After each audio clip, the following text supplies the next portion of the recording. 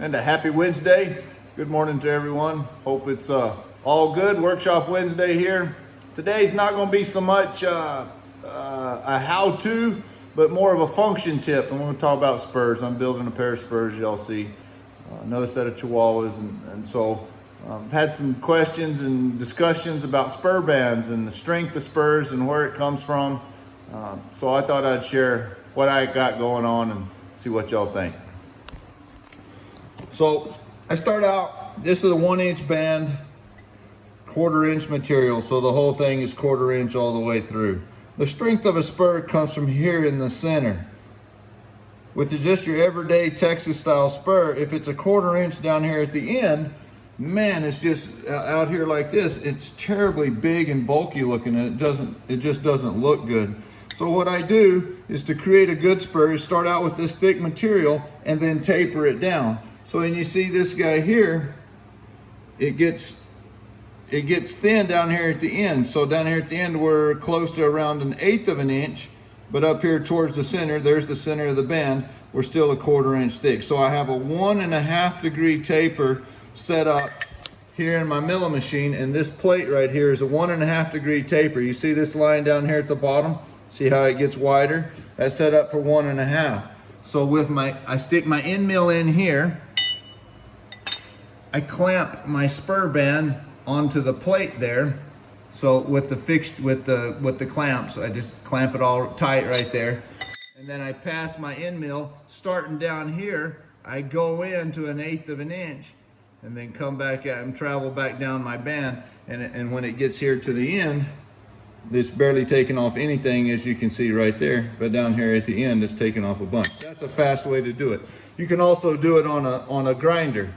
Do it flat and just grind it like that and just use your eye. You could also bend it first and then put the taper in it, and you can see what's going on that way. That's another good way to do it. With me in the mill, it makes things real easy. Here's a band that I have gone from this, where I'm tapered, stuck it in the forge. The one thing I did before I go, I have to put a little file, I have to file a little clearance there for my hinge, but that was the only thing I did, and then I bent it and I create that. And this guy right here is extremely strong. There's no flex, there's no way to bend this guy. Nothing tempered, no special anything, just simply bent. Here's a finished spur that I had as a demo I did for a student in the workshop one day. On this side here, you can see a really rounded band. I contoured the outside edge, and you look at the edge, the top view of it, and it tapers a little bit. Well, tapers a lot, and you get down here to the end, I'll get you in view.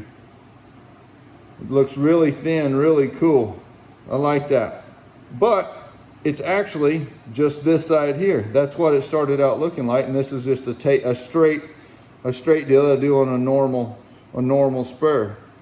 Just another way to enhance your spurs a little bit, but still have the strength from back here. It will not bend, but make it look thin and trimmed down and nice looking. I hope y'all enjoyed this. Add some strength to your spurs. It's not the fastest way to do it, but it's a great way to do it. If you put the taper in there, it just simply takes longer, but man, it's a great spur, and it makes it stronger and actually better looking, in my opinion. Tapered lines create movement with the eye, so from a design standpoint, it's good. You'll have to charge more, takes longer. Hope everybody enjoyed this. See you next week. Adios.